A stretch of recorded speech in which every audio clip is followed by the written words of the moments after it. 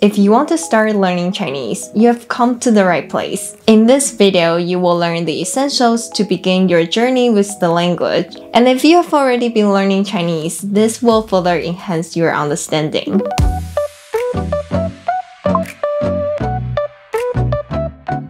First, we will talk about the Chinese sound system, followed by the Chinese writing system. Just a heads up, this will be an introductory video, so I won't dive too deep into each topic. However, there are many helpful resources linked in the description for you to explore further. Also, before we dive in, I want to take a moment to thank all of you who have been supporting me on my Patreon and Ko-fi. Your support has motivated me to keep going. I really appreciate it. Okay, now let's first briefly talk about what Chinese is. When people refer to Chinese as a language, they're usually talking about Mandarin Chinese, the official language spoken by the majority of people in China and Taiwan. It's known as 普通话 in China and 国语 in Taiwan. But Chinese can also refer to a group of related languages or dialects within the Sinitic language family, such as Cantonese, Hokkien, Shanghainese. It depends on the context, but more commonly, Chinese is used to refer to Mandarin Chinese. And it's also what we will talk about in this video and what I'm teaching on my channel. Now, let's get into learning its sound system. Chinese is a tonal language, which means that it's a language that uses pitch, the high and low in your voice, as a part in expressing words' meanings. Just like consonants and vowels can be used to distinguish words' meanings, in Chinese, pitch can do that too. Ma, ma, ma, ma. They all have the same consonant and vowel, but because each pitch is different, there are different words, which expresses different meanings. These pitch variations in words are called tones, or 声调 in Chinese. There are 4 tones and a neutral tone in Chinese. Here are their tone marks. If you want to learn more or want to practice them, check out this video. So in Chinese, tones are important. Each syllable has a tone, and many of them have meaning too. So quite a lot of Chinese words consist of only one syllable. A syllable in Chinese typically consists of an initial, a final, and a tone.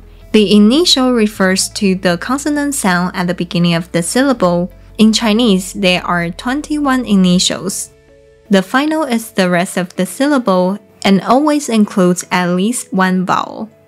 There are approximately 37 finals in total.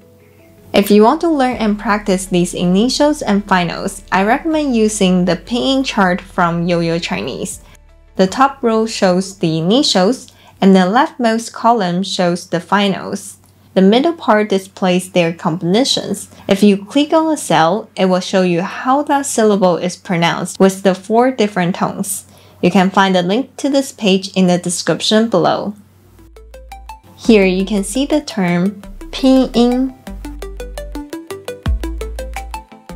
Pinyin is a system that uses Roman letters to show how Chinese words are pronounced. In most Chinese textbooks, you will see the pinyin system used to help you learn and practice pronunciation. If you have watched some of my other videos, you might have noticed that besides pinyin, I use other symbols for pronunciation. These are called 注音 or bopomorpha. They are the phonetic symbols used in Taiwan. So instead of using pinyin, Taiwanese children use 注音 to learn pronunciation. Now you might be wondering, what are these things then? They are Chinese characters, 汉字.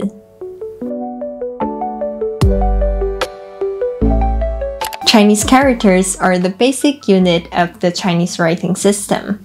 Each character represents one syllable in speech. As we mentioned, it's usually made up of an initial, a final, and a tone.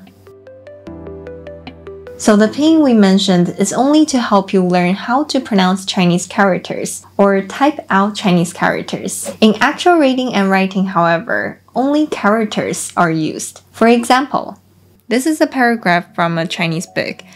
you can see there are only Chinese characters here, without pinyin.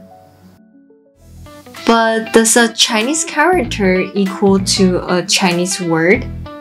Good question. Not necessarily. Sometimes one character can be a word itself, but sometimes a word is formed by 2 or even more characters. Nowadays, around 80% of common Chinese words are 2-character words. If you want to learn more about the logic behind Chinese words, check out this video, and you can also get a free handout by joining my Patreon. Another important thing to know is that there are actually 2 types of Chinese characters: traditional characters, 繁体字, and simplified characters, 简体字. Traditional characters are used in Taiwan, Hong Kong, and Macau, and simplified characters are used in China. So it depends on your learning goal to choose which version of characters you want to learn. I don't know how many of you would want to know the difference between them, so if you do, please let me know in the comment. Maybe I will make a video about it. In my channel, I provide both versions. You will see the traditional characters in black and the simplified ones in blue.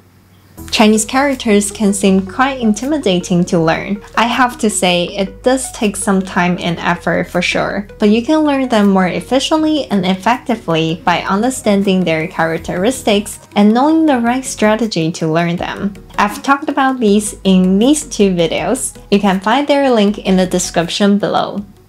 Another aspect that's important to know about Chinese is its grammar. I've made several videos on grammar that can help you make sense of how sentences are formed in Chinese. You can start with this video and move on to other grammar-related videos. You can find all of their links in the description. Lastly, I want to introduce a Chinese dictionary app called Timecode.